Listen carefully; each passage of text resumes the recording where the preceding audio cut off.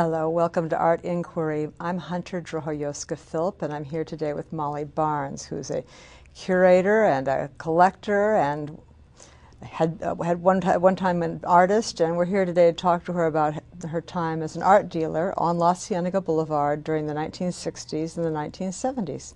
Welcome, Molly. Thank you, Hunter. It's a treat to be here with you. Now, we've talked about the 1960s, and it's an extraordinary time, really. Tell me about if you had to have one memory from that tumultuous and wild period, what would it be? Rolf Nelson had a gallery at 669 North La Cienega. He at that time was married to Frank Gehry's sister. Judy Chicago and Lloyd Hammerall had a show in his gallery space, which was 4 feet of chicken feathers and parachute material on the walls, and people were invited to come in nude and jump in the chicken feathers. And I was working there, so I didn't get to jump in the chicken feathers, but after a week or two it began to smell. And I remember thinking, this can't be art, but it was so much fun. It was wonderful. Judy broke all kinds of rules. She was very jealous of the Finnish fetish people, all of the people who showed at the Ferris Gallery. She wanted to be like they were, like Billy L. Bankston, like Craig Kaufman, like, Ed Ruscha. Mm-hmm. And yet she was a woman, and it was not her place to be with those people. But she was very angry, and then she really set out on her own. She started the Woman's Building with Miriam Shapiro, and that was a place where you could learn about framing, you could learn about shipping, you could learn about everything as well as just painting in the arts. And she set off on the dinner party. And so that was she finally found her own way. As a woman art dealer working in the art world, did you find her position sympathetic? Did you feel that she was onto something that was true and real at the time? Well, you're younger than I am, but you probably remember what she was like. She was not really, until she started the woman's movement, where she had actually people working with her and women learning their trade and learning how to be artists by doing a lot of her work. She was very outspoken, so you really didn't think of her as a sexual woman. You thought of her as a force. Mm-hmm. But I mean her message about equal rights and about women attaining a place in the art world, because you opened your gallery in the 1960s on La Cienega, and at that point it was hard for women to get shows at art galleries. But do you remember, like, Nancy Reese called herself N.C. Reese, so people wouldn't get rid of her arbitrarily? DJ Hall, Debbie Hall, called herself DJ. A lot of artists had to really disguise the fact that they were women, because the feeling, well, one, women dealers love to have men. And I remember John Copeland saying to a bunch of us, we used to have drinks every day after work, Marlene Williams and Eugenia Butler. And John came in one day, he said, how do you girls pick your artists? And we said, looks. I mean, we were laughing, but it was like women loved having men. But women had a reputation then of being difficult. There was a lot of infighting. They couldn't get the education often that men could get in art schools. Parents were reluctant to send them to art schools and to pay for that. It was considered cheap. So it was very difficult for women. And I think the idea that we had to have at least one woman in our stable was, something that we just accepted. Mm-hmm. Well, was Eleanor Anton your first woman artist? I think she was. And then did you show others after that? Yeah, but Eleanor was the first one, and she also didn't behave like a woman. I mean, now in Los Angeles there are 3 shows dealing with women: the one at MoCA, the one at Barnstable, and the one that's opening that Buria curated in Bergamot Station. And I can feel the difference between men and women as artists, but at that time the women, in my opinion, really emulated the men. Mm-hmm.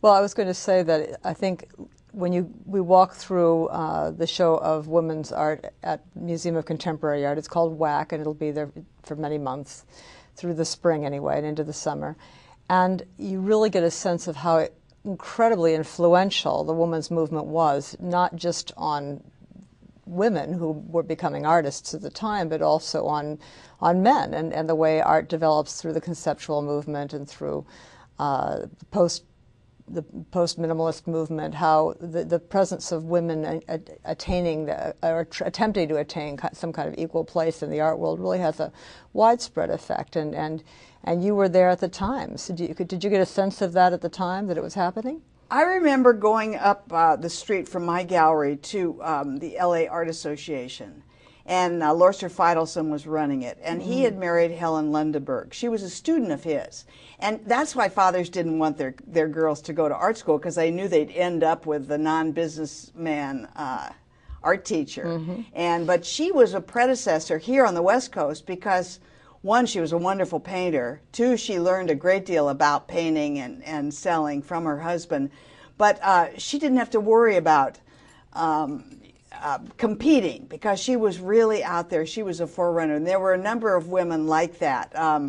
One of the people who really impresses me is June Wayne, who actually was a painter and then went to the Ford Foundation and asked if they would give her a grant to develop prints. And once they agreed to do that, she said, I don't want to work by committee. I only want one person here that I have to talk to. And I can't remember his name, but I remember thinking that was very smart of her. She was also a forerunner. And so I think women who are very bright got in any way they could on the West Coast here.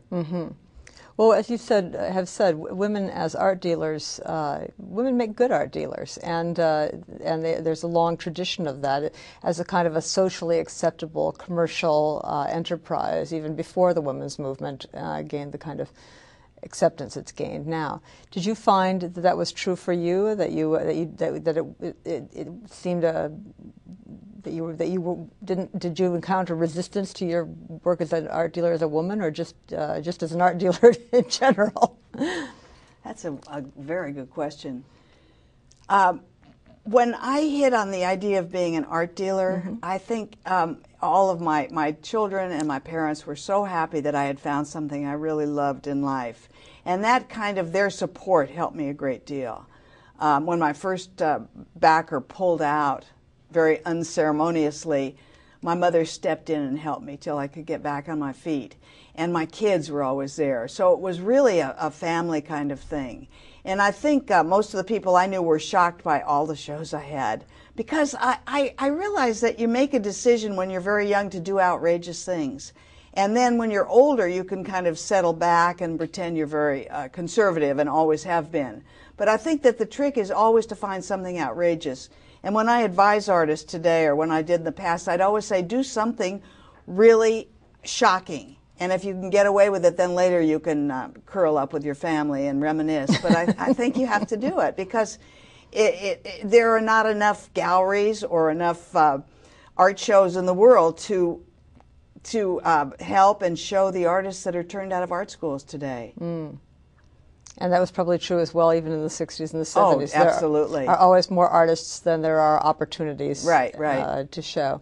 Now, did you see a change in the art world in Los Angeles between the 60s and the 70s? I mean, the 60s, looking back, seems a very incredibly lively time with the evolution of, the print movement and the pop artists and the sudden recognition of LA artists by dealers in New York. Did that continue into the 70s, or did you see a change then? I thought there was a kind of pulling back. For example, Charles Coles, who owned Art Forum magazine, was forced to move to New York because galleries wouldn't advertise in a West Coast publication. I saw small publications open here, but they were nothing compared to the magazines in New York. And then Charles Coles moved away, and Nick Wilder died, and Irving closed the gallery, the Ferris Gallery, which was really the epitome. Jim Corcoran left. And so there was a kind of reshuffling. And then women did start coming in. La Brea became suddenly a place to show. When I was there, it was either the LA County Museum or La Cienega Boulevard, and that's where everybody went. And suddenly, Copland bought a building on La Brea and started renting out spaces, and suddenly the art world changed. Then people started going to Santa Monica and getting inexpensive places. It seems like galleries always find rundown places move in, the artists are there, and then the land developers come in and they have to find another, you know, I think that's what happened with Chinatown today and also Culver City in the last couple of years.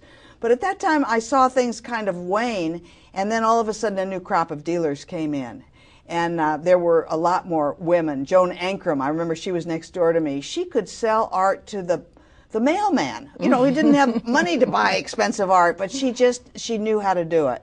And I feel that a lot of the people were replaced with very strong feminine energy, and also the museums became more actively involved. There was that, what was the name of that place on, it was in the ABC building in Century City, and then they moved to South Robertson.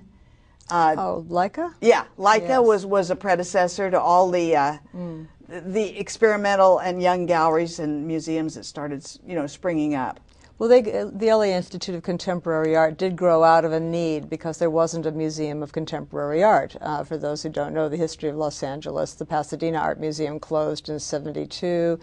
And there was no museum of contemporary art for until the mid-'80s. There was really, so the opportunity for young living artists to show was very limited.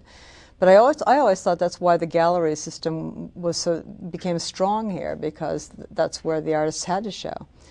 How long did you stay in your space on La Cienega? I was there for about 20 years. I took a break. I pulled away for a couple of years to regroup and rethink and see my children. You know, when you're running a gallery, you have very little time for children or a social life. I remember Roy Lichtenstein kind of cartoon on a T-shirt, and the mother is asking the daughter why she never married, and the daughter said, "I forgot," because you're so involved with your career and with the art that the only people you even seem to date are either collectors or the people who are hanging your paintings for you, or the artists. It becomes a passion. It becomes an absolute obsession. Did you show different artists in the '70s than you had shown in the '60s? Yeah. Who did you show in the '70s? Who are some of what you'd consider Molly's highlights? Well, I just loved when Les Levine had a show with me where he actually poured paint on the I saw an article about him in Life magazine, and I thought, I'm going to grab him. And I made an appointment thinking it would be years away. And he said, well, we'll do it next week. And I thought, this is too fast. But we did it, and he poured paint on and made a little trough. So it was an enormous project. And I remember I'm trying to think of some of the others. Bob Cottingham was a big thing for me. He was another artist that wandered in off the street. He had been an art director and one day just said he was going to the dentist and never went back.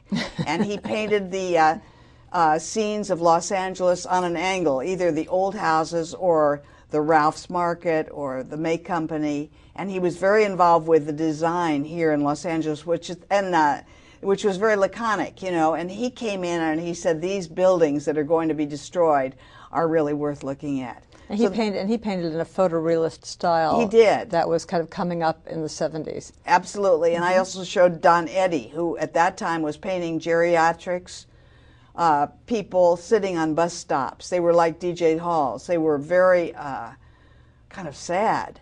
And also he was doing cars, and that became fascinating to me, his work. Tom Warehol was another photorealist that I became very involved with.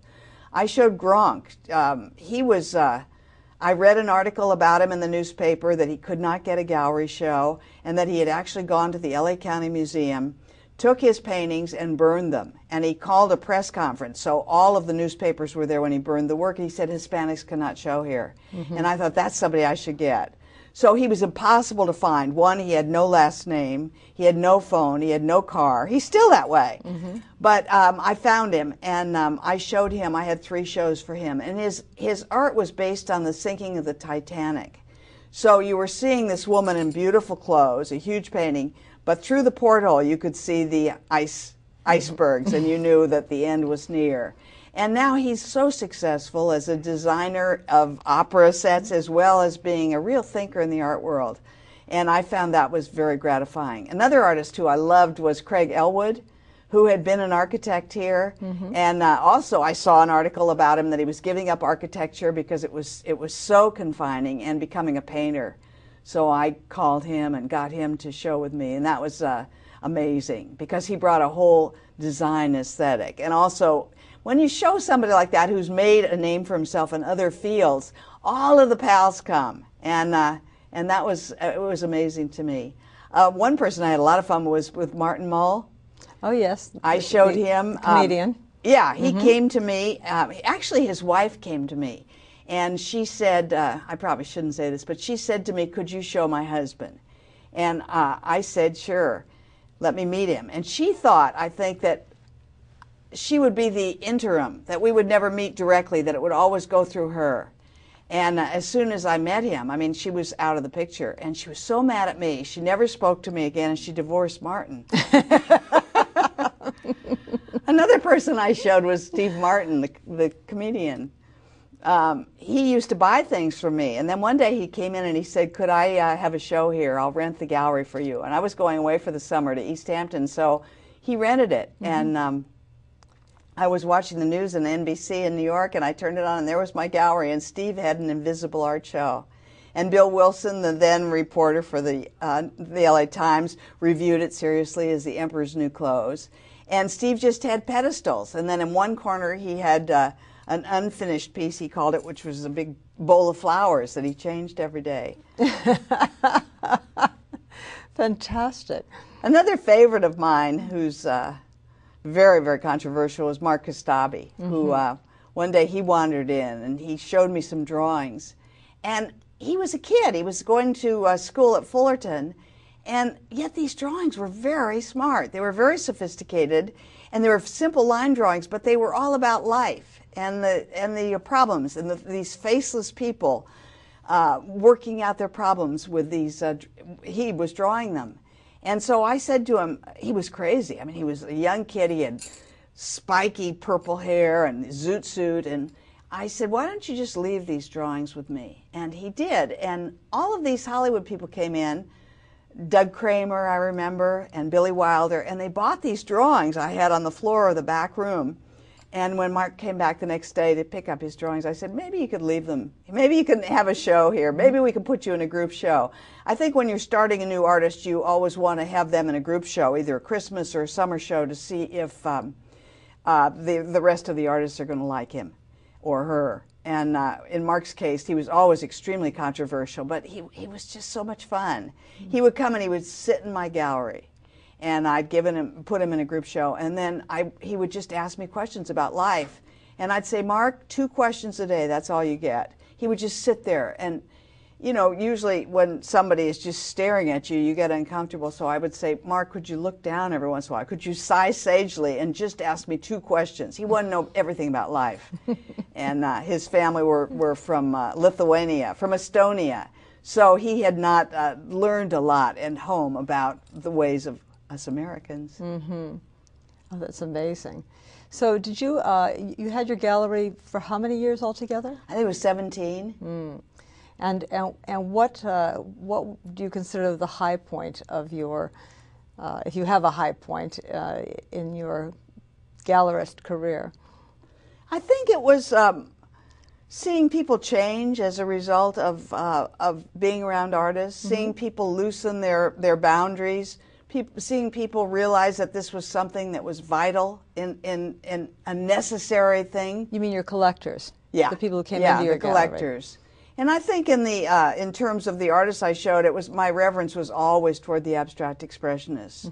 My favorite artists still are the de Kooning and Rothko and Klein and Marcarelli, the people that came after that. But when I was Joan Mitchell was my neighbor in the '60s in New York, and Rauschenberg and Johns would stay with her every weekend, and they were not known yet. But what I would see was that they would sit on the beach and gossip about the art world, and I would sit down there. They didn't know who I was, but I would sit. They knew I was her friend, but I would listen to them, and they would say, "We're going to take over the art world." And I thought, these people are ridiculous, but they did. They did, and I saw them using imagery of things around us: Coke bottles, the American flag, commercial photographs. I saw them really change the course of art history. which is what happens with every generation. But I think they were bored with the excesses of abstract expressionism and emotionalism, and they really wanted to say something else. So that was something that was very important for me to learn. And I think the experiences with John Baldessari and some of the other artists, they were just things that I'll always think about and remember and think, I was there. Well, I think at the time that John Baldessari had his opening, I think he told me once that Joseph Kossuth was having an opening across the street. Next door. Next door at Eugenia Butler. So at that moment, that conceptual art is arguably born in America. It takes place on La Cienega. Don't you think there's always Boulevard. a synergism that's responsible for a movement getting started? When Connie Butler talked about this show that she's curated, WAC, she talks about feeling that this is the most important art movement of the 60s and 70s. And she's tooting her own horn, but I thought that really happens when people get together, not as an individual. It happened in England with the Bloomsbury group of writers, and I think that's what happened with Baldessari and Joe Kossuth. I saw it happen. Suddenly people said, oh, we don't just have to paint on canvas. We can use our ideas as a vehicle for art. And they were very competitive, which I think is an important thing in the art world. It pushed them both. Well, that is an underrated quality competition, that these artists are. People think sometimes that artists just float around and live in another world, but really successful artists are competitive and ambitious, and that's how they feel strongly. I think you're right about furthering whatever their particular agenda might be. At that time, I saw that it was important for artists to talk about their work. So I would try to line artists up and get them to really speak about what they were doing and why they had chosen this career and what the benefits were in terms of spiritual issues. Did they want to be rich or famous? Asking them provocative things. But I feel today the art world has totally changed, don't you? People are planning retrospectives when they're still in art school. And it's quite different. At that time, the artists were mostly poor. I remember I built a collection, helped Norman Lear, the television producer, and he was the first one to say, let's have a dinner party and have all these artists that I've met over for dinner and dancing. And it was the first time I'd seen artists really included in the adult world rather than meatloaf in the kitchen. That was a big deal for me to see that. You knew the times had changed, and now they've really changed. And what is it like today, do you think? Well, I think we both agree that it's a much bigger art world than it was, but it probably hasn't changed in other ways, apart from the vast amounts of money that seem to be floating around. When you were selling your art, did you have a feeling that you were ever selling for investment? Yes and no. Martha Jackson, the dealer, told me once, don't ever sell as an investment, and don't ever use that as a selling point because it'll bite you in the rear. And just get people to love the art. And if it sells for large amounts of money later, that's a bonus. And I sort of always went along with that. And then I was shocked. I bought a Don Judd for $280 to help somebody out, and it went for $1 million recently. And I saw Jess Collins that I bought for $1,200 to help Rolf with his income tax. And that was, $40,000 at an auction at the Armory in New York recently. So those things do come, and they always seem to come just when you need the money, Something will happen like that. But I never really did think of it as an investment, and I feel that's a mistake. How do you feel about that? Well, I think it's also that people have to buy what they love and hope for the best. And if you have any last words to offer to a collector or a dealer about to enter this field, what would you say? I would say to get good advice. I think when people start collecting art, they collect at different ages. For example, in your 20s, you and I have talked about this before, you think the art will always be there. I can buy a de Kooning, it's always going to be available. Oh, of course, I can buy a Joan Mitchell. And then suddenly it's $1 million. And in the 20s, I think people just love the art. In the 30s, I think people are often looking for something to make them look good. When people come to their home, they want something that makes them look like they have taste. People in their 40s often are married or in a relationship, and they want something they can do with their partner. And it's fun to go to galleries at night or on Saturdays. And then people in their 50s, I think the look is more, or the feeling I get is more for spiritual. There must be something more than this. I can't remember your question. Well, Oh, for collectors. So I think it's important, if you don't want to look foolish, to find a dealer you trust. You can do that by really asking people who their favorite dealers are, spending time taking dealers to lunch, and finding out who they recommend. Jack Rutberg is a great person to start talking to about art. I think find a dealer who doesn't make you feel intimidated, or that you have the wrong clothes on, or you don't have the right shoes. And rely on critics. Rely on people like you who write about art. And do your homework. Well, that's fantastic advice, and you've had an incredible life in the art, and it's so wonderful to have you here today. Thank you. Thank you. Thank you, Hunter.